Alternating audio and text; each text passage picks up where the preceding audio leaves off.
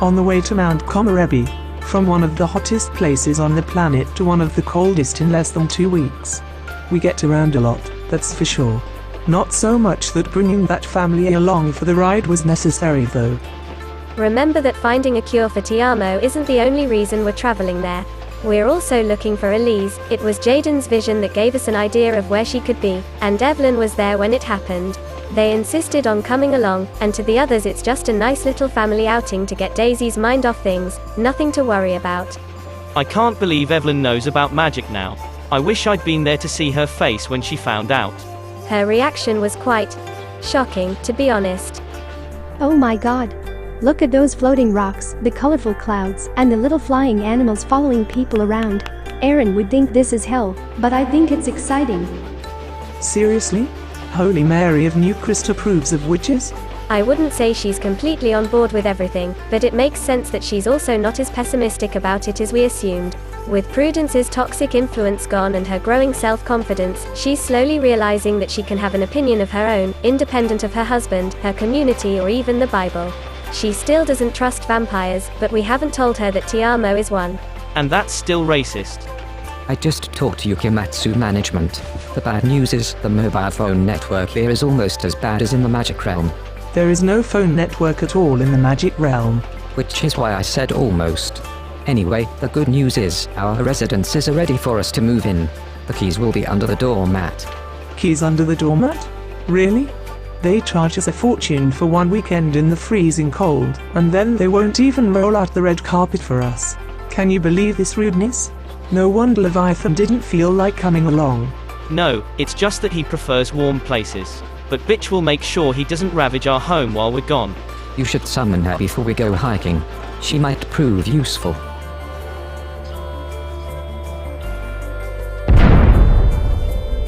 Ouch. Shit. I told you not to go in there. Well, I barked it at you. But the lasers should have been a warning too. Why is this entire house booby-trapped? If Tiamo's family doesn't want me here, they might as well just tell me. What did they think I was going to do? To be fair, you did just try to break into the vault for whatever reason.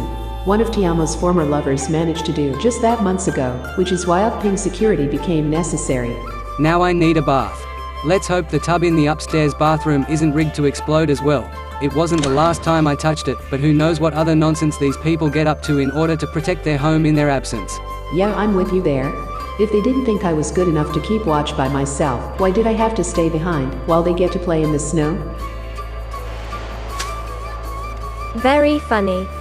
Do you want to build a snowman? Is that a Frozen reference, or are you planning on starting another contest like the one with the Sandman on Sulani? Both. Well, unfortunately one of your contestants isn't here. I envy Leviathan. Even in the deepest winter our house is still relatively warm, and now it's summer. Don't want to imagine what winter is like in this place. Do you think the others have reached the mountain yet? Either way, they must be freezing their asses off as we speak, and I don't envy them at all, but it does get a little lonely without them. At least you're here to keep me company. Bitch. Welcome to Mount Komorebi, bitch. Missed me? No, wait, you were never actually going to leave me behind. You just wanted to spare me the uncomfortable train ride. Yay. Sorry to disturb you, but we have a somewhat dangerous hike ahead of us, and Loki wants us to bring our familiar along for it. Oh well, so much for that. Shouldn't the sacred candles be enough to ward off evil spirits though? That's not what bitch is here for, and we're also not trying to ward off any spirits, but catch them. I'll explain everything when we get there. So what exactly are we looking for? Azrael's doll, or rather, the ingredients to assemble our own.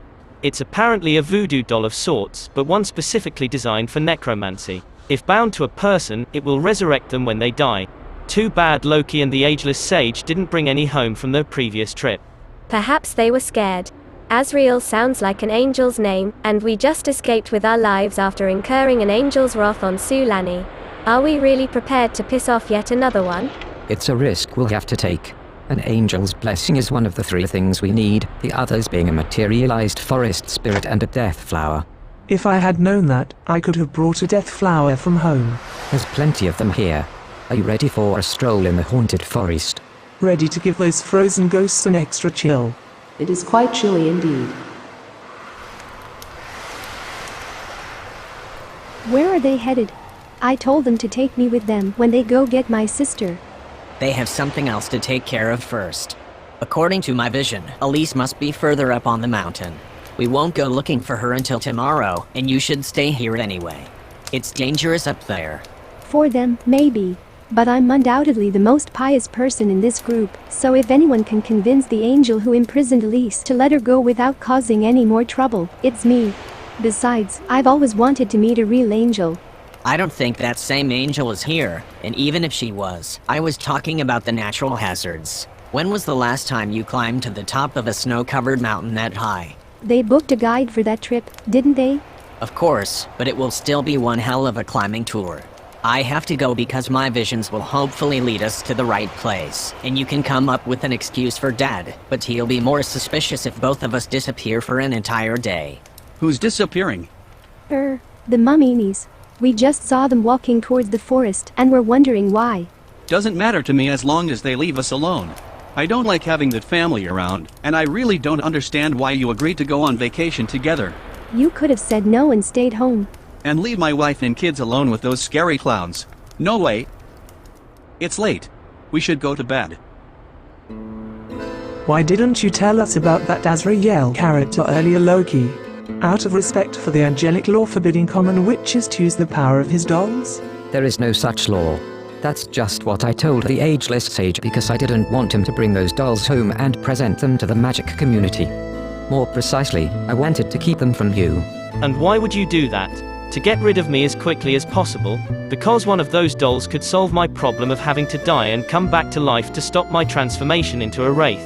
That has always been a rather adventurous endeavor to begin with, but no. I just don't want Lorenzo to get his way. My ex-husband Lorenzo? The one and only. In my past, he manipulated you to go on a hunt for certain magical items, presumably for some kind of ceremony. He's doing the same thing in my present, and I've been trying to tell them for ages, but you know how stubborn they can be when it comes to listening to a dog's advice. I don't know what his ultimate goal was. He died before he could achieve it, but knowing Lorenzo, it can't have been for the benefit of mankind. Not so fast. Give them time to make the connection between what you just told them and the mysterious visions that some of them have been receiving, allegedly from the 13 witches. Azrael's doll was one of the aforementioned items, as well as the voice of Sulane.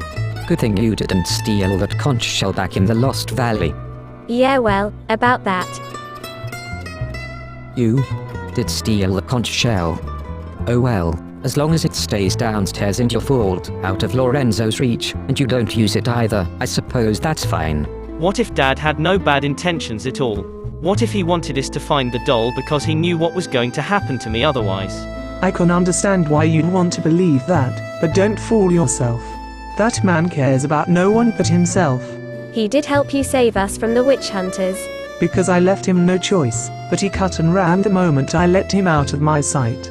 I'm sorry your father is such a cold and calculating coward, but I can't help it. You know who else is getting cold? Me. Is this going to take long? There, a shrub of death flowers.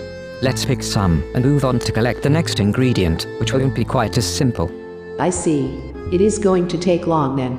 Sorry for complaining, Leviathan. I'd much rather be back home with you again.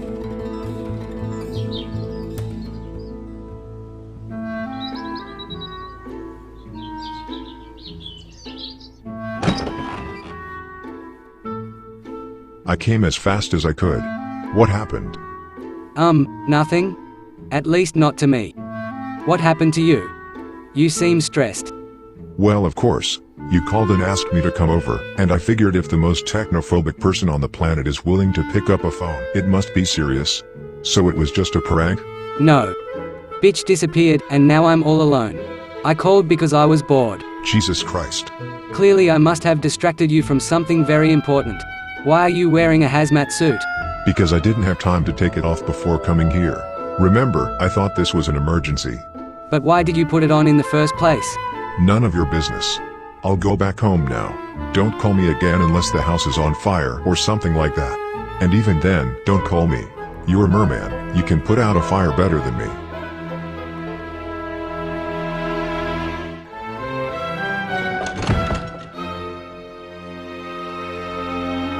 We should encounter some forest spirits soon, just keep looking. There's 4 of us, so we have the best chances of catching one. 4 of us? Did the shock of watching a certain YouTube video involving Tiamo, Leviathan, and a communal shower interfere with your ability to count? Or are you really heartless enough to not count Tiamo because he's just an undead vampire? Why is there such an advantage? Because 4 is the number of death? That's what Vero said when we brought Bitch back to life. What does it mean? It's an Eastern superstition, comparable to how Western societies view the number 13. The words for 4 and death sound very similar in some Asian languages like Chinese and Japanese. How do you know such things? I used to watch anime as a teenager, not least because my first girlfriend was Japanese, and a big fan of that stuff. Oh, I remember her. What was her name again? Suki. She was such a stereotypical geek with no friends. You were an art nerd with no friends, and we never found out who was dating whom out of pity there, unless it was a mutual agreement of sorts. At least I was dating a living and breathing human of flesh and blood, not just a stuffed bear, like someone else in this group. Liar. It wasn't a bear. It was a dragon. Be that as it may, it's more than just a superstition. Just like 13, 4 is a magical number in its own right, and likely received its name due to its magical properties, not the other way around. Get ready to use this knowledge to your advantage, because those are the forest spirits we've been looking for. How cute. Now what? Do we just walk over there and grab one? Technically yes, but if it was that easy, I wouldn't have insisted on bringing Diana candles. Those spirits are like those, easily scared and gone before you know it, so we have to trap them first by forming a spiritual square around them. I'll take the spot by the stone sculptures, everyone else pick a different cardinal direction and light a candle there, but quietly. They can't notice us until we're all in position. Bitch, stay here for the time being. That shouldn't be a problem. In these temperatures, if I stay in one spot for more than a few seconds, I'm going to end up frozen to the ground anyway. Have I mentioned that I'm cold already? My candle is in position, I think. Sounds a little perverted when I say it, but yeah, so is mine. So far so good. Now go get them.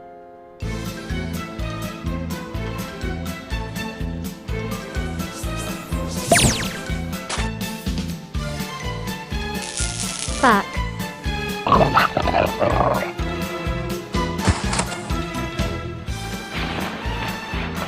That warmed me up quite a bit.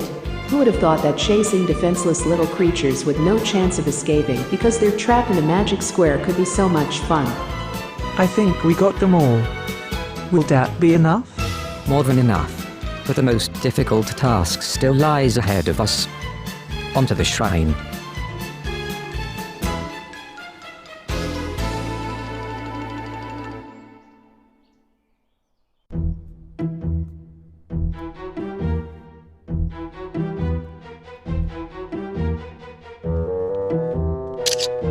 Damn it. What are you doing? You. What the? How did you get in here? I didn't have my own place on Sulani, but sometimes I felt like sleeping in an actual bed at night, so learning how to get into and out of strangers' homes unnoticed became a necessity at some point. Oh, and you left the front door unlocked. Good. Then you can easily leave the same way you came. Effing chicken poop. Why so hostile? Perhaps I could help you with your little problem there. Are you trying to take a picture of yourself in that suit? You should come up with a more interesting background if you want to impress your friends on Headbook, because that white wall looks rather boring. You mean Facebook, and it's called a green screen. Well, technically a white screen in this case, which I'm going to digitally replace with a desert skyline later. But first I need a good photo of myself. This stupid camera always shoots too early. Funny. Tiamo said the same thing about me the other night, and that's also why a porn movie on YouPipe is barely a minute long. YouTube. And if you're going to stay and get on my nerves anyway, at least go over there and press the shutter button when I'm ready. Ready? Now. If it's not for social media, then what are you doing this for? I'm trying to convince my parents that I'm in Strangerville investigating Crater Labs, and probably contaminated, which is why I can't come visit them for my birthday, or any other time in the near future. Oh. Is it today? Happy birthday then. The Mamminis really picked the worst weekend to leave you all alone. It's tomorrow, but I never told them. One of the many things about myself that I've been keeping confidential since I started working for the SCIA, even though I no longer do so today. Old habits die hard. Anyway, my parents don't usually make a big fuss about these things, but since it's a milestone birthday, they want to celebrate it with me. And you don't want that because? We're not on the best terms, haven't been since my sister died, and they started acting like she never existed, going as far as to treat me like a crazy person for remembering her. But on the flip side, that means they shouldn't be surprised when they see me playing with biohazardous materials in the desert for fun, because that's what crazy people do, right? Yet another thing I didn't know until now. Your sister is dead? What happened? Something in the lake pulling her underwater for too long, that's what happened. I see. See what? Why you've been giving me the cold shoulder from the beginning. Do you think a mere person was responsible for your sister's death? I don't want to talk about that right now. Can't you just leave me alone? You didn't seem to have a problem with the embers though. Well, they didn't kill any endangered animals, or take pride in drowning the islands in showers of unnatural rain and thunderstorms. You're friends with the family of a self-proclaimed wicked witch who has probably done worse than that. And what worse things have you done?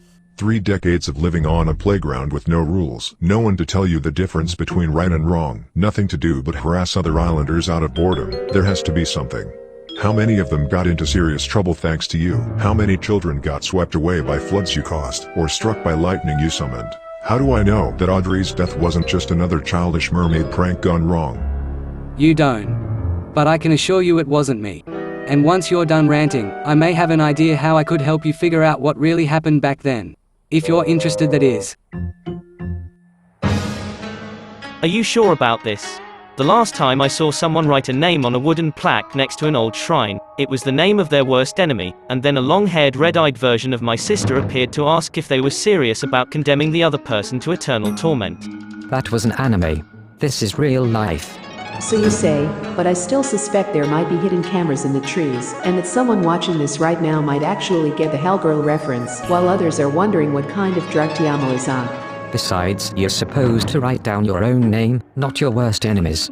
Considering what I'm going to turn into if this doesn't work out, they may as well be one and the same. Can I leave you alone now, or do you want to go over it one more time? What a beautiful shrine. I wonder what normal people use it for. You're making it sound like we're not normal people. I suppose this would be the time for me to come up with a sarcastic retort. But I'm too tired. Perhaps Loki can enlighten me. The wishing tree is essentially Mount Komorebi's version of a wishing well, but more reliable and less prone to screwing you over. Still, there's always a chance of something going wrong, which is why it's best to bring a familiar. Not that the average non-magical tourist coming here to wish for love would know about any of that. Do those wishes ever come true? Sometimes, but not thanks to the wishing tree. Mortals don't know how to use it properly. Not the strangest thing we've ever done, right bitch?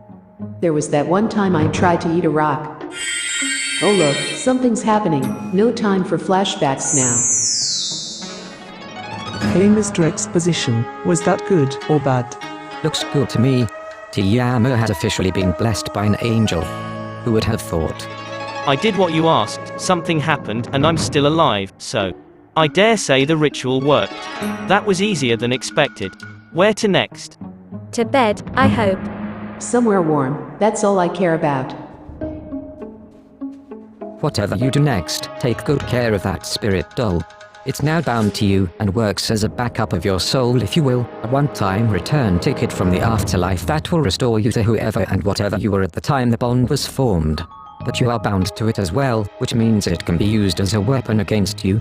If it's destroyed, so are you. You could have mentioned that little detail a little earlier. I would have gone through with it anyway, but just saying. Is it possible to make a backup doll of the backup doll? I'm not an expert on this kind of magic, but unless you're willing to risk splitting your soul, I would not recommend experimenting with it on yourself. Experimenting on myself? Are you crazy? What did you think we brought the bells for?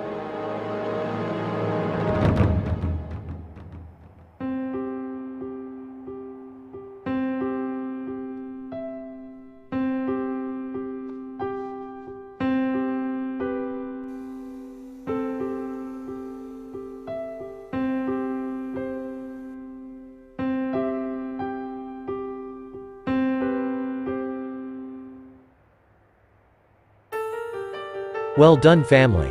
You found Azriel's doll and are planning to climb the mountain tomorrow. There's just one more thing I need you to find up there, and after that, feel free to enjoy the slopes for the rest of the weekend, or go back home, or do whatever you like.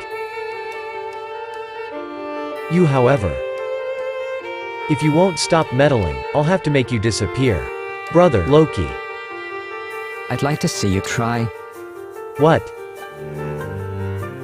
Did you think I couldn't hear you, or see you, or smell you?